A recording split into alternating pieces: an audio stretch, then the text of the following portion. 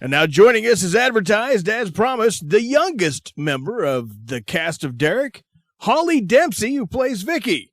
Hey, Holli, how you doing?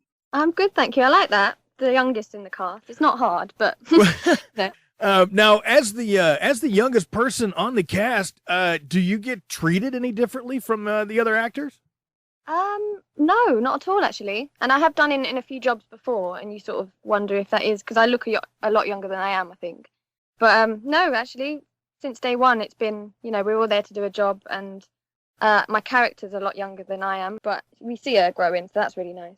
Now, I know that your character is completely different than you are in real life. Did you have to draw on kids that you grew up with, or was this just an attitude that you picked up being the youngest person on cast? How did you find Vicky in and amongst the writing?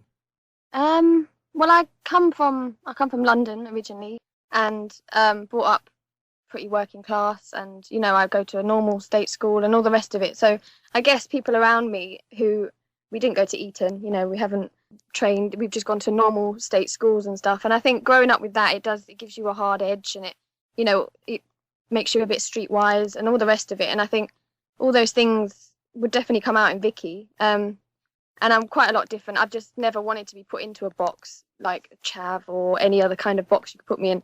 I've wanted to stay away from that. But at the same time, I think I've probably drawn on quite a lot from, and we're in a day and age of, the only way is Essex. So all you have to do really is turn the telly on and see people who are like that. And I think Vicky at the time would be aspiring, if anything, to be at the Sugar Hut with the rest of the gang. And that's what's important, rather than, finding a job or making a future for yourself, or, looking after the person next to you, which is why it takes someone else to, just show you that that's not what's important in life, because all these things are material, and actually they waste, they go away after a few years.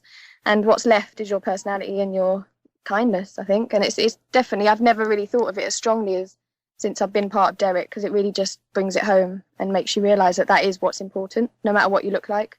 Now, I wanted to jump in and ask you what it was like. What was your audition process like? Tell us about that. Oh, wow. It's definitely one of those auditions that stick in your head, because from the moment I got the breakdown, I thought, oh, wow, sounds like a really cool show. And I know the pilot was coming out, and it's Ricky Gervais. I mean, I've certainly grown up liking all his work to date, really. So the first audition, I wasn't nervous so much as excited, because I just thought, this is a character that I know I can, being on screen and not trying to act up or do a caricature of a character, which is quite easy, especially, I suppose, with someone like Vicky. But just trying to find the truth in her. And on the way there, I had all these big ideas of what I could do. And then I just realised last minute that it's Ricky Gervais. So just don't do anything, just know that the camera's there, and not try and act more than I've ever done in an audition. Just because I wanted, her to just look like a real young girl who's nervous, but it comes across as rude and surly and unimpressed. But you get that, and especially in the presence of older people, or professionals, when you're about 15, I don't want to be in a room with these people who are casting me. And that's the kind of attitude I gave off, and I think that's probably why I got it. Charlie had mentioned that during the audition, you came up with some of those classic lines that we heard you do in the show, like talking about Twitter and the Kardashians. I mean, that was brilliant, and I think I read on another interview you did that you feel yourself that's what clinched it. How did you come up with that? I mean, that was brilliant. That was the second audition, which is probably more interesting, because obviously I get into the room with Ricky Gervais, and just my first aim was to just play it cooler than I wanted to. But I think, again, I just did that sort of really sort of surly and unimpressed thing. I just got my phone out while he was asking me questions and was tweeting, and I think that's probably where it came to mind. He was asking me some genuine questions, like, where do you want to be when you're older? And the first thing that just came to my head was, what's the most sort of shallow thing I could say now, but realistically? Because, people, even if you wanted to be a page 3 model, that's actually a career. But to be a Kardashian, I mean, it's impossible, because they're a family, But the idea is there. I want to be on telly. I want to be famous. I don't know what for, but that's what I want. And I think there's so many people who want that nowadays. And you need to want to be famous for something. you know, or if you want to be rich, you need to want to be rich for something. You can't just want to be rich and famous, because I don't know, that leads you down the, you know, the wrong paths. Because I've never wanted that. I've just wanted to act personally. But and the Twitter line, I think it probably did just come because I'd got my phone out, you know, while he was asking me questions, which is what I thought someone like Vicky would do, because she doesn't quite know what else to do in the situation, so she's going to get her phone out. And Twitter was there, and he asked me, what do I read? And I just thought, yeah, Twitter, because, you know, books are almost becoming extinct nowadays as well. So that just seemed like the obvious thing to say. And it's great because it's a worldwide thing. So it's something that everyone else can find funny as well. It's not just a British thing. The fact that you improvised those lines on the spot makes it all the more impressive. I mean, that's just even more magic. I mean, because look, it really was some cracking lines. So good that they've actually used them in the show.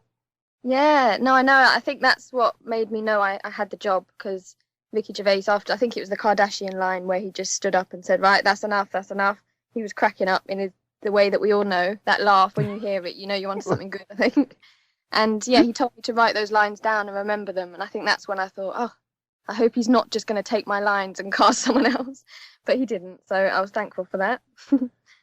Well, yeah, because those lines really solidified the persona that Vicky has, and Hannah, you know, before she even says anything to you, she still sees that and the good in you. I mean, and you know, it's like it's just brilliant. It's absolutely what Ross says. Absolutely wonderful, and I'm so excited that those were yours. I didn't know that. Oh, nice, thank you. Yeah, no, I was excited for that as well. I mean, that's why it's an even more special job in a way, because you do have the chance to put your own, even if it is just a line. And if Ricky likes it and thinks it's, you know, part of your character, then you're more than welcome to put that in. And that's great, because you don't get that as an actor often. You know, you have to stick to a script and that's it. So it's nice to have that freedom, definitely. Now, when you're working with Ricky, we've seen all the YouTube videos of him corpsing and just breaking up for, you know, days on end. Does that wear on your nerves at all?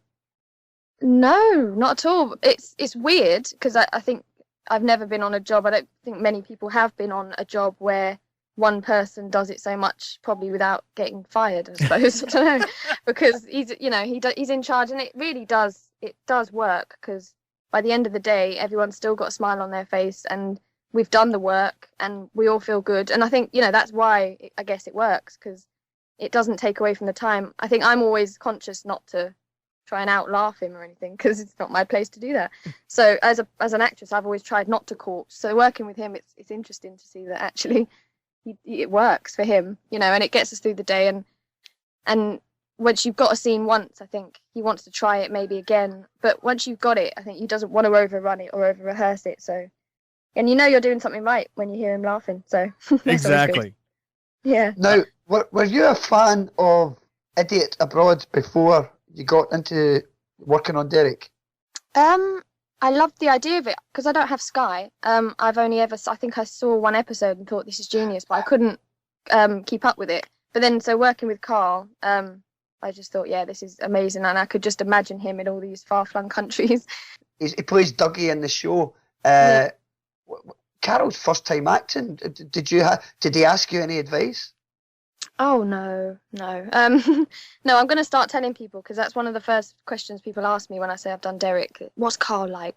And I'm going to start telling people that he's trained at RADA and he's very well spoken, but he's not exactly as you see him on telly, which is the beauty. And I think that's why the nation's fallen in love with him, is because he is that normal guy that is given, you know, he's given a megaphone and he's able to talk about all these things to the world. And it's sort of more the common man's opinion on things.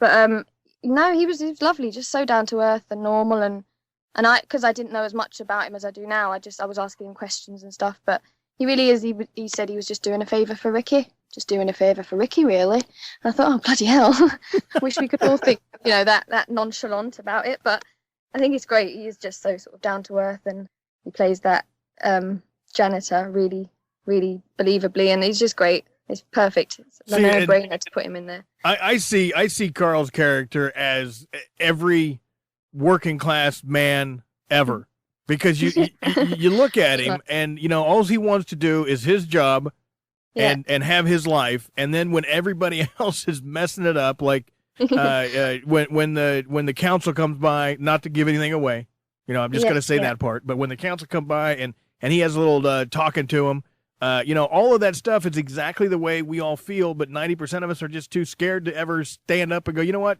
kiss my ass, I'm out of here. Yeah, and you feel like he's been doing it for so long that he just doesn't care anymore. He's going to say exactly how he feels. And he seems to have a bit of a hero moment in quite a few episodes, just with things like that, where he is the one to stand up and say what everyone else is thinking. When Derek's maybe a bit too sweet and nice, even though Derek has his moments where he puts people in their place in the nicest possible way.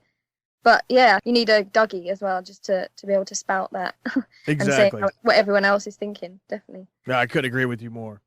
Now, David Earl's character, Kev, we've mentioned him a little bit already, but he has got to be the flip side to the hero character that is Karl. He's like the creepiest character out there. Oh, I just laugh every time I think about Kev.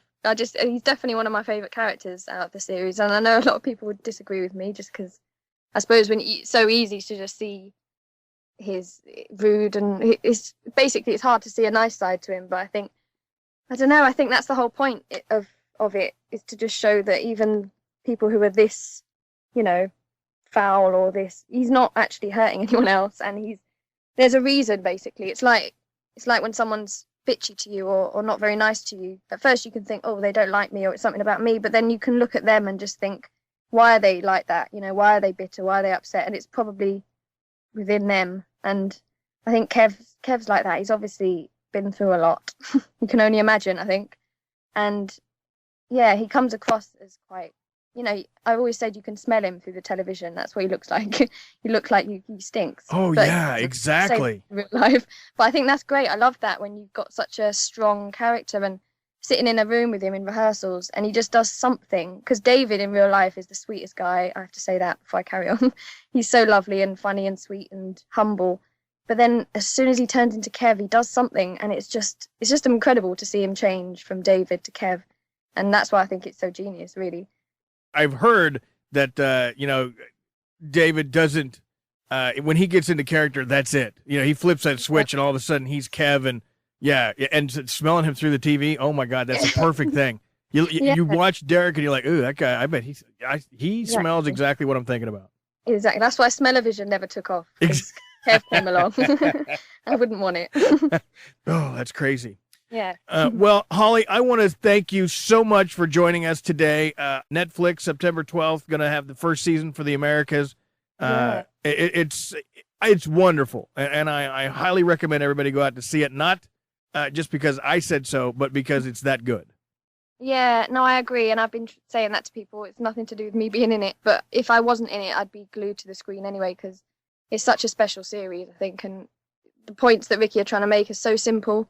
It's so important, I think, if we just look after the person next to us, and that knock-on effect would have a really big difference, I think.